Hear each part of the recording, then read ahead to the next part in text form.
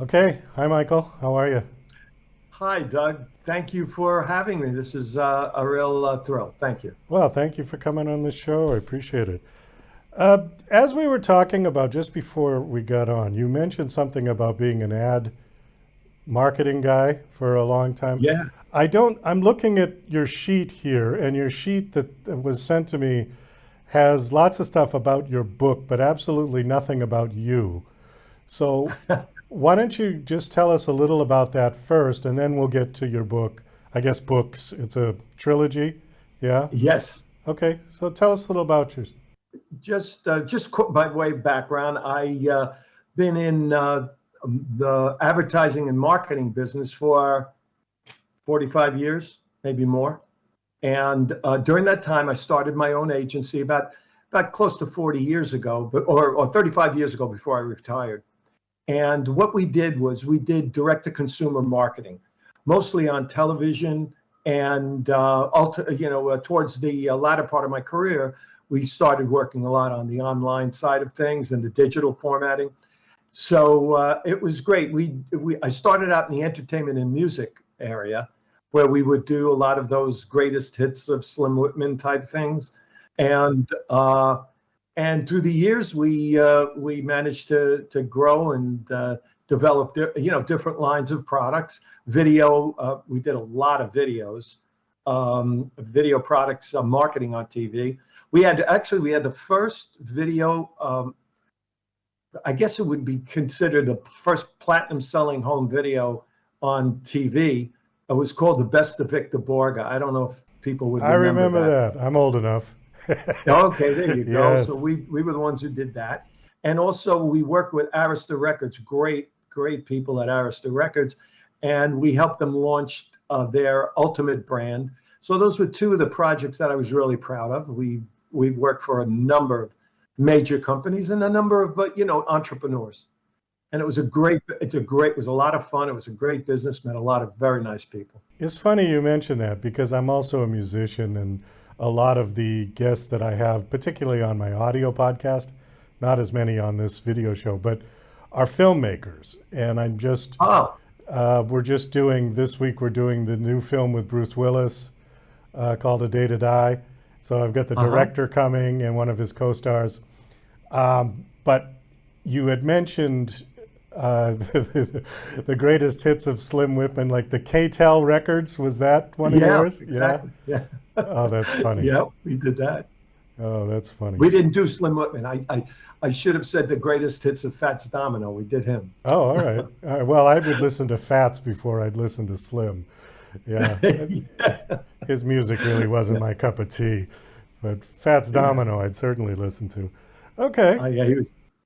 So it was a wonderful career, and I had a wonderful time. Met some great people. Oh, I bet you did. So, okay, so you retired from that, right? Right, And now you have written a book trilogy. right. Are all three books out, or where are we at? Yes.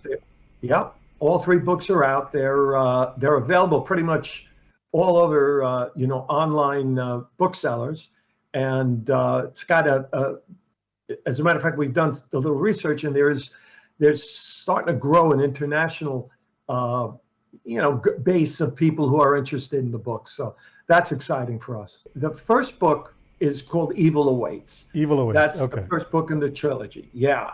And the second book is called Revelations. And the third book is called Megiddo.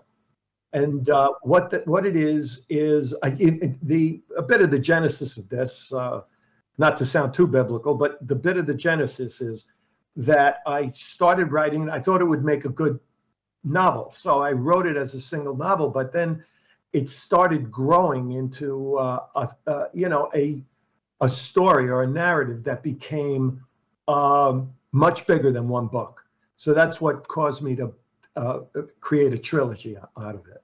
Okay, give us the overall synopsis. I don't like to give too much away on the show because I think it's a better strategy to have people more interested in you, because if they like you, they'll pick up your work because they like the way your brain works. I know that might sound a little odd, but that's rather than dissecting the book sort of chapter by chapter. Right. I've found that those kind of shows, and there's a lot of them out there, that once you get through that, people don't buy the book because they feel like they've already read it.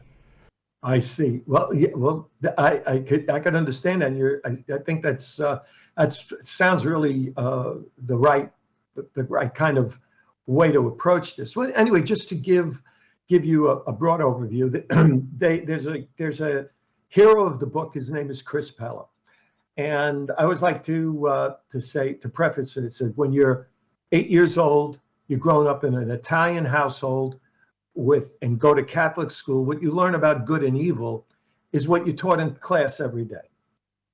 But this idea of the concept between the eternal struggle between good and evil comes kind of very fast at the hero of the book, this fellow Chris Pella, comes at him very fast when he has his first experience in a sainted vision. And the saints, for those who are not familiar with what saints are the human beings that were raised, existed throughout history, and they were inspired by this abiding faith that they had in God and Christ and all that.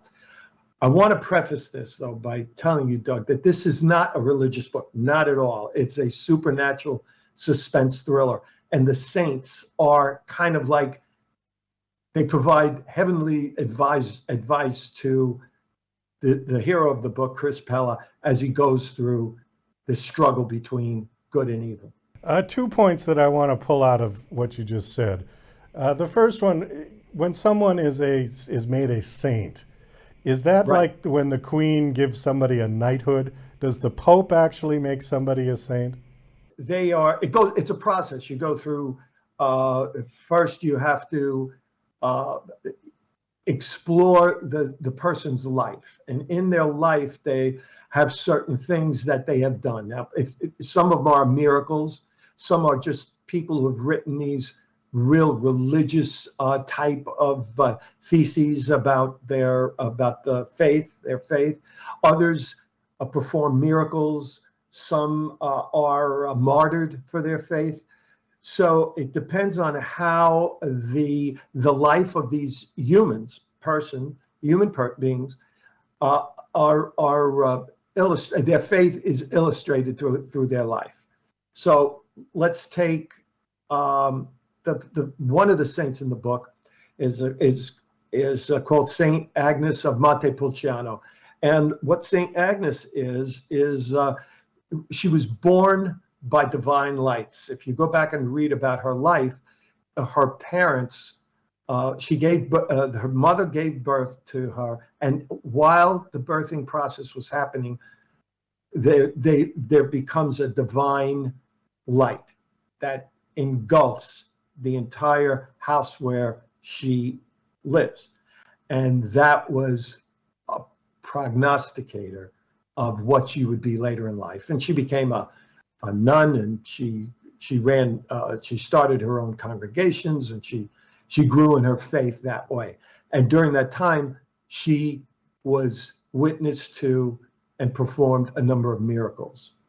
And so at some point, I don't know the Pope, but there was a Pope who beatified her, which means that's the first step towards becoming a saint. And then eventually, after all of the details of her life are summoned, then it is determined whether she is worthy of becoming a saint. And in this case, Saint Agnes was. Okay, so it's done by council, by vote. By decree of the Pope, but I guess there's a process that happens within the church to validate her life, or any saint's life, hers or his life, his miracles, his writings, what he does, how did he live his life, and how did he act on his faith. Okay, so actually knighthood would probably not be a correct analogy. It sounds more like a nomination for a Nobel Peace Prize. Yeah, that's a good. Well, look at Mother Teresa. Right. She's made a That, national that was the figure. one I was thinking of. Yeah, Yeah, actually. yeah. She was made a Okay. saint. Sure. We've got just about 3 minutes left, and I'm probably to pull this particular one out of your conversation and try to do something with it in 3 minutes is going to be ridiculous, but we'll give it a shot. You mentioned good and evil, and the battle between good and evil has been going on since the days of the Bible and Jesus and even before. And it's kind of interesting because we're seeing that playing out right now with the Russian invasion of Ukraine. And I think the one thing that I'm noticing, particularly with the media, with the mainstream media, is that they get this impression or delusion that now that everybody has a smartphone and now that we're all connected with this wonderful technology, that the old battle of good and evil simply ceased to exist. I see more people writing op-eds about how surprised and shocked they are that somebody could be so brutal and invade a sovereign country and kill innocent women and children. And while it is disturbing, I'm not, lessening the atrocity. It is the same old battle manifesting itself again. This has been going on forever. So this shock that people are emulating is shocking to me because I'm thinking, well, Yeah. do you think all of a sudden we are just that battle is gone simply because of our technology and where we are now? I don't get Well, it. So I'm sorry. what do you have to say on the good and Oh evil no, battle? you brought up a very good point. I'll just give you something that just recently came across our desk. There's a Barna Group, and Barna Group did a poll back in I think 2009, and in that poll they asked the respondents whether they believed Satan existed, was in their life, an influence or whatever. A majority, a large majority of the people who responded in the poll said no, Satan doesn't exist. It's not part of our life.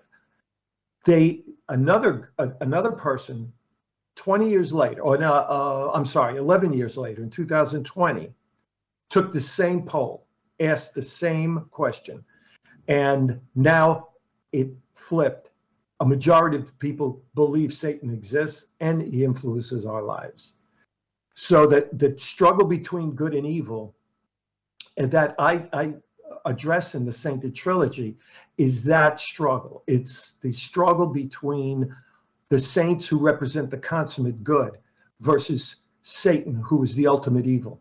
And this conflict has gone on since the beginning of time. Yeah, exactly true. Okay. I think on that we're going to have to wind this down. So all 3 books are out. They're available now.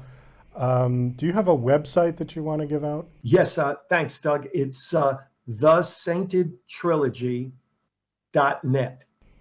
Okay.